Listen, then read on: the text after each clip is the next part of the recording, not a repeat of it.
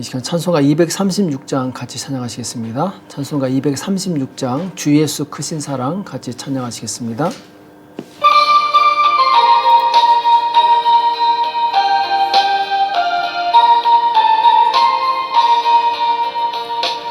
주 예수 크신 사랑 늘 말해주시오. 평생에 듣던 말씀 또 들려주시오. 저되지 않는 천국 주 예수 계신 곳 나 밝히 알아듣게 또 들려주시오. 평생에 듣던 말씀 평생에 듣던 말씀 주 예수 크신 사랑 또 들려주시오. 아침에 이슬방울씨 사라짐같이 내 기억 부족하여 늘 잊기 쉬우니 잘 알아듣기 쉽게 늘 말해주시오. 날 구속하신 사랑 또 들려주시오. 평생에 듣던 말씀 평생에 듣던 말씀 주 예수 크신 사랑 또 들려주시오. 주 예수 나를 위해 이 세상 오셔서 날 구속하신 은혜 말하여 주시오. 나 같은 사람 위해 주 보혈 흘렸네. 이 복스러운 말씀 또 들려주시오.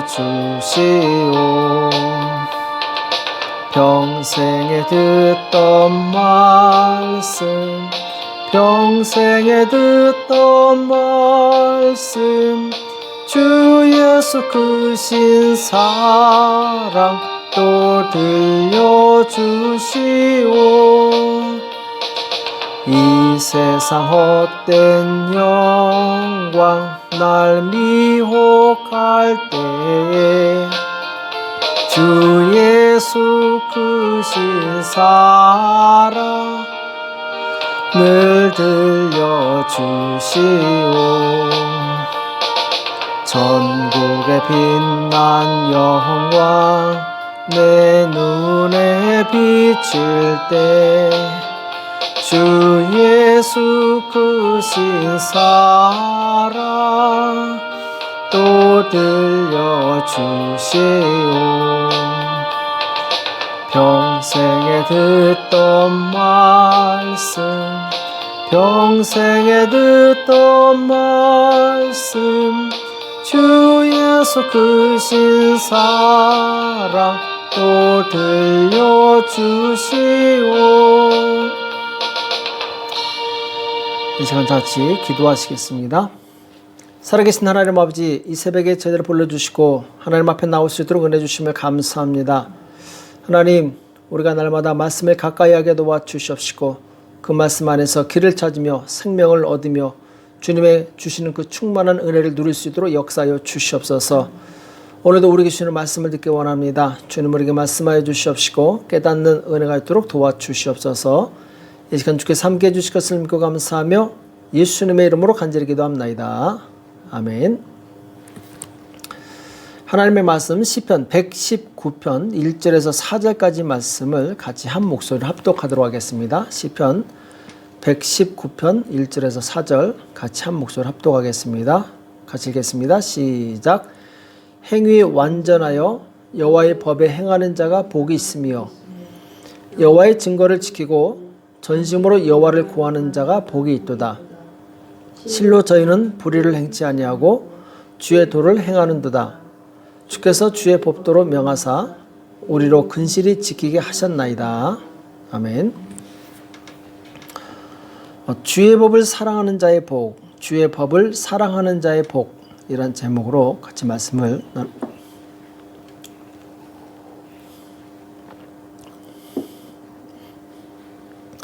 오늘 시편 119편은 하나님이 이스라엘에게 주신 율법에 대한 시죠. 시편 전체에서 가장 긴 시인데 무려 176절까지 있습니다. 내용은 율법은 영원하고 완전하며 신실하다는 것이고, 또 문학적으로 보면 이제 감사, 그리고 기도, 죄의 고백, 신앙 고백, 지혜 등이 이제 담겨져 있는 여러 가지 형식을 띠고 있죠. 오늘 이 119편 전체를 읽어보게 되면은 이 시인이 얼마나 하나님의 말씀을 사랑하고 또 소중히 여기며 그리고 이 말씀을 얼마나 가까이 하는가, 여기에 대해서 아주 진실하게 이 고백이 담겨져 있는 것을 보게 됩니다. 오늘 1절과 2절에 보면은 시인은 먼저 복 있는 사람이 누구인가, 누가 과연 진정한 복을 가진 사람인가, 여기에 대해서 이제 말씀하고 있죠. 그래서 1절과 2절에 보면은 행위 완전하여 여호와의 법에 행하는 자가 복이 있으며 여호와의 증거를 지키고 전심으로 여호와를 구하는 자가 복이 있도다. 자, 법을 행하는 자, 그리고 여호와의 증거를 지키는 자, 이런 자에게 복이 있다라고 말씀하고 있습니다. 곧 우리의 복은 다른 세상에 많은 어떤 물질을 얻거나 명예를 얻는 것, 이것보다 참된 복은 바로 하나님의 이 말씀을 알고 그 말씀을 지키는 자가 복이 있다, 이렇게 말씀을 하고 있습니다. 또 만약 우리가 주의 법을 지키게 되면은 죄악을 행치 않으며, 또 하나님께서는 하나님의 백성이 성실하게 주의 법을 지키기를 원하신다, 이 말씀을 보게 됩니다. 그래서 3절에 보면은 실로 저희는 불의를 행치 아니하고 주의 도를 행하는도다. 자, 주의 법을 지키는 자는 불의를 행치 않게 되겠죠. 또 4절에 보면은 주께서 주의 법도를 행하사 우리로 근실히 지키게 하셨나이다, 이렇게 말씀하고 있습니다.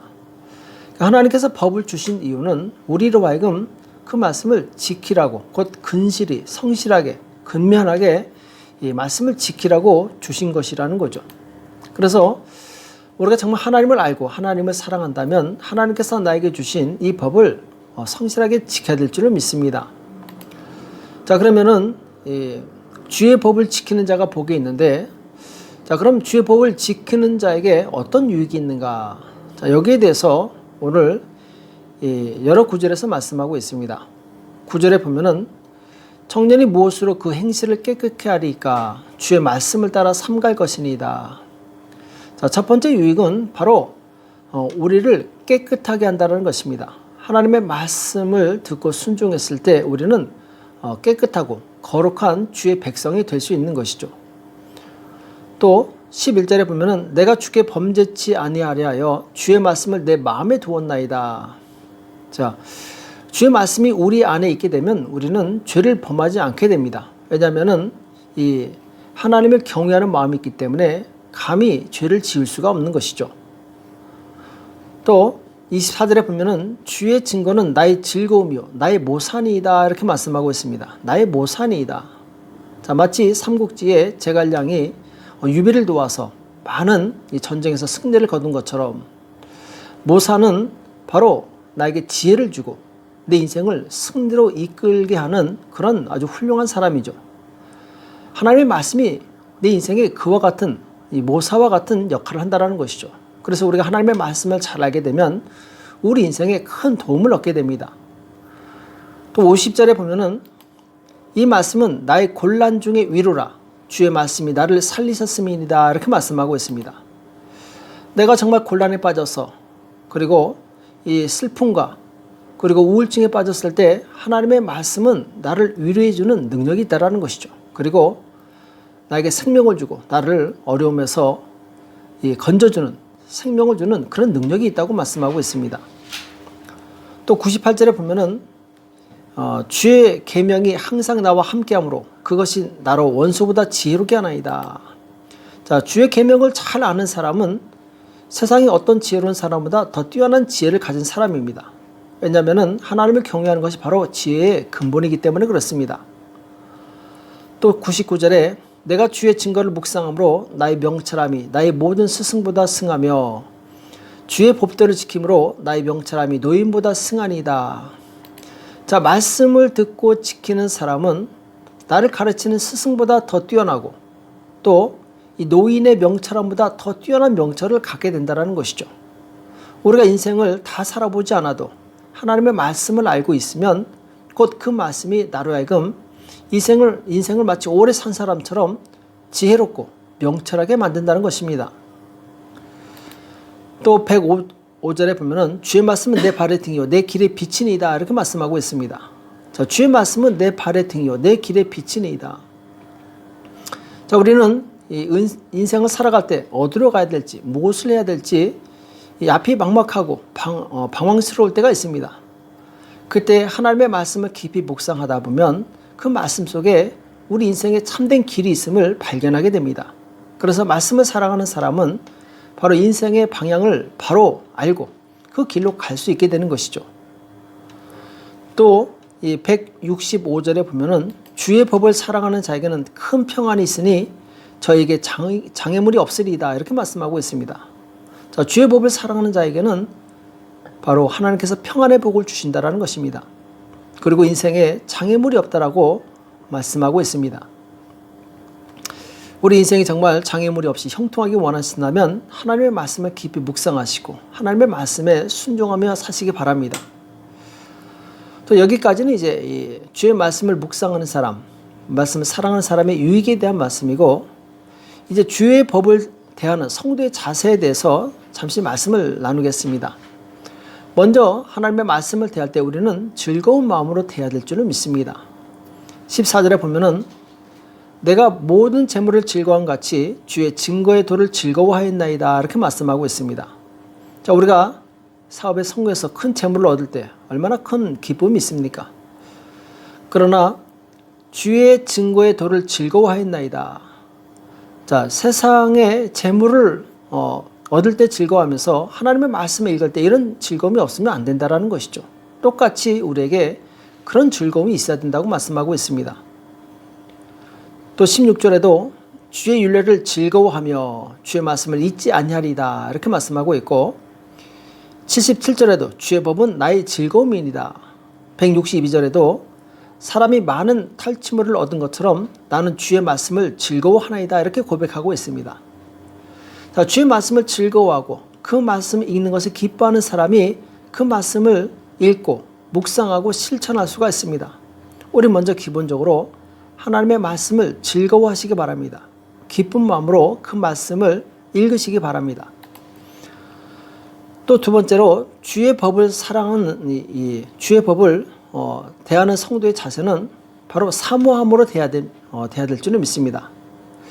오늘 20절에 보면은 주의 규례를 항상 사모함으로 내 마음이 상하나이다. 하나님의 말씀을 얼마나 사모하는지 마음이 상할 정도로 말씀을 사모하고 있다고 말씀하고 있습니다.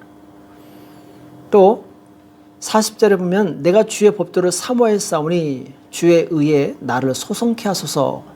123절에 내 눈이 주의 구원과 주의 의로운 말씀을 사모하기에 피곤하니이다. 하나님의 그 의로운 말씀을 사모하기에 피곤하다. 정말 굉장히 실질적인 표현이죠. 피곤할 정도로 하나님의 말씀을 사모한다라는 것이죠. 정말 우리가 이런 하나님의 말씀에 대한 사모감이 있는가 우리 스스로를 점검해 볼 필요가 있습니다. 또 세 번째로 마음과 생활의 방향이 주의 법을 향하여 있도록 우리 자세를 바로 잡아야 됩니다. 자, 무슨 말이냐? 36절에 보면은 내 마음을 주의 증거로 향하게 하시고 탐욕으로 향치 말게 하소서. 자, 인생은 방향보다 이 속도보다 방향이 중요한 것입니다. 자, 우리가 어느 방향으로 가느냐 굉장히 중요한 것이죠. 비록 느리더라도 바른 방향으로 간다면 그 사람은 성공하게 되어 있습니다. 우리 마음이 탐욕으로 향하지 않고 바로 주의 말씀으로 향할 때 그 사람은 방향을 바로잡은 것입니다. 결국 축복이 기다리고 있습니다. 또 37절에 보면은 내 눈이 돌이켜 허탄한 것을 보지 말게 하시고 주의 도에 나를 소송케 하소서. 자, 시인은 지금 어디를 바라보고 있습니까? 허탄한 것을 보지 않고 오직 주의 도에 내 눈을 고정하고 있다, 이렇게 말씀하고 있습니다. 우리 이 땅에 살면서 많은 정보를 듣습니다. 또 여러 가지 잡다한 지식들을 얻게 됩니다. 그러나 우리가 바라봐야 될 그 방향은 오직 한 군데입니다. 그건 하나님의 말씀을 향해서 바라봐야 된다는 것이죠. 그 말씀이 나를 살리기 때문에 그렇습니다. 또 우리는 이와 같은 이 능력의 법을 떠나지 않겠다고 결단해야 됩니다. 51절에 보면은 교만한 자가 나를 심히 조롱하여도 나는 주의 법을 떠나지 아니하였나이다, 이렇게 고백하고 있습니다. 자, 어떤 일이 있어도 우리는 하나님의 말씀의 길에서 주의 법도에서 벗어나면 안 됩니다.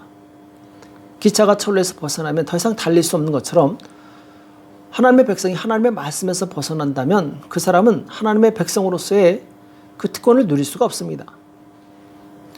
또 우리는 하나님의 말씀을 대할 때 감사함으로 대해야 될 줄을 믿습니다. 62절에 보면은 내가 주의 의로운 규례를 인하여 밤중에 일어나 주께 감사하리다, 이렇게 말씀하고 있습니다. 하나님께서 나에게 이런 소중한 말씀을 주신 것으로 인해서 심지어 밤중에 일어나서 감사한다라는 것이죠. 아무도 없을 때, 정말 내가 고독할 때 하나님께 감사한다는 것입니다. 또 우리는 이 하나님의 말씀을 배우려는 겸손한 자세를 가져야 됩니다. 64절에 보면은 여호와여 주의 인자하심이 이 땅에 충만하였사오니 주의 율례로 나를 가르치셔서. 하나님의 사랑이 이 땅에 충만하기 때문에 그 법으로 나를 가르친다면 내가 동일하게 하나님의 사랑으로 충만한 자가 될 수 있다는 것입니다. 또 66절에 내가 주의 계명을 믿었사오니 명철과 지식을 내게 가르치셔서. 또 68절에 주는 선하사 선을 행하시오니 주의 율례로 나를 가르치소서. 73절에 주의 손이 나를 만들고 세우셨사오니 나로 깨닫게 하사 주의 계명을 배우게 하소서. 여기 보면은 나를 가르치셔서, 내가 배우게 하소서, 이 말이 계속 반복해서 나오게 됩니다. 하나님의 말씀은 배워야 됩니다. 가르침을 받아야 됩니다. 저절로 들어오는 것이 아니죠. 그래서 우리는 끊임없이 하나님의 말씀을 배우려는 자세를 가져야 됩니다. 선줄로 생각하는 자는 곧 넘어지게 돼 있습니다. 우리는 항상 겸손한 자세로 하나님의 말씀을 배워야 됩니다. 또 우리는 하나님의 말씀을 대할 때 소중히 여기는 마음으로 대해야 됩니다. 72절에 보면은 주의 입의 법이 내게는 천천 금은보다 승하니이다. 또 127절에도 그러므로 내가 주의 계명을 금 곧 정금보다 더 사랑하나이다, 이렇게 말씀하고 있습니다. 자, 우리는 얼마나 돈이나 금이나 은, 재물을 사랑합니까? 소중히 여깁니까? 그래서 가장 안전한 곳에 두지 않습니까? 마찬가지로 하나님의 말씀이 이 세상의 어떤 금이나 은보다 더 나에게 값지게 여겨져야 된다는 것이죠. 더 소중히 여겨져야 된다는 것이죠. 그래서 우리는 하나님의 말씀을 돈보다 더 소중히 여겨야 될 줄을 믿습니다. 정말 그 말씀이 얼마나 큰 가치가 있는가, 내 생명을 살리는 그런 놀라운 가치가 있기 때문에 우리는 그 말씀을 소중히 여기는 것이죠. 또 우리는 날마다 주의 말씀을 묵상하는 자세를 가져야 됩니다. 78절에 보면은 교만한 자가 무고히 나를 엎드러뜨렸으니 저희로 수치를 당케 하소서. 나는 주의 법도를 묵상하리이다. 자, 주의 법을 묵상한다고 말씀하고 있죠. 또 97절에 보면은 내가 주의 법을 어찌 그리 사랑하는지요. 내가 그것을 종일 묵상하나이다. 사랑하는 사람과 항상 같이 있고 싶어지는 것처럼 하나님의 말씀을 사랑하기 때문에 종일 하나님의 말씀을 묵상한다는 것입니다. 또 148절에 보면은 주의 말씀을 묵상하려고 내 눈이 야경이 깊기 전까지 깨었나이다. 하나님의 말씀을 묵상하기 위해서 정말 이 눈이 피곤할 정도로 밤 깊이까지 그 말씀을 묵상한다라는 것이죠. 얼마나 말씀을 사모하고 사랑하고 그리고 소중히 여기는 자세입니까? 또 마지막으로 우리는 하나님의 말씀을 꿀처럼 달게 여기고 가까이 해야 될 줄을 믿습니다. 103절에 보면 주의 말씀의 맛이 내게 어찌 그리 단지요 내 입에 꿀보다 더하니이다. 우리가 맛있는 것은 자꾸 가까이 하게 되고 자꾸 먹고 싶어집니다. 하나님의 말씀이 꿀처럼 이 달게 느껴진다면 우리는 하나님의 말씀을 자꾸 가까이 하게 될 것입니다. 그러나 하나님의 말씀이 재미없다면, 맛이 없다면 사람들이 멀리 하겠죠. 우리는 이 생명의 말씀, 그리고 나를 살리는, 그리고 나를 지혜롭게 만드는 이 능력의 말씀을 사랑하시기 바랍니다. 그리고 그 말씀을 꿀처럼 가까이 하시고 그 말씀을 주야로 묵상하여 하나님이 주시는 놀라운 은혜와 평강과 능력을 누리시길 예수님의 이름으로 축복합니다. 기도하겠습니다. 살아계신 하나님 아버지, 오늘 우리에게 말씀해 주심을 감사합니다. 하나님, 시편 119편을 통해서 정말 시인이 얼마나 하나님의 말씀을 사모하고 사랑하는지 그 마음을 우리가 깨닫게 해주심을 감사합니다. 우리 또한 하나님의 말씀을 소중히 여기게 도와주시옵시고 주야로 그 말씀을 묵상하여 그 말씀대로 행하는 복된 삶을 살 수 있도록 우리 모두를 축복하여 주시옵소서. 그래요, 참으로 하나님 주시는 놀라운 은혜를 누릴 수 있도록 역사하여 주시옵소서. 감사하며 예수님의 이름으로 간절히 기도합나이다. 아멘. 오늘 말씀 기억하시면서 하나님, 내가 정말 이 시인처럼 하나님의 말씀을 간절히 사모하게 도와주시옵시고 이 말씀을 지킴으로 복을 누리는 자가 될 수 있도록 도와달라고 나라와 민족을 위해서, 교회와 가정과 자녀를 위해서 이 시간 합심해서 간절히 기도하겠습니다. 기도하겠습니다.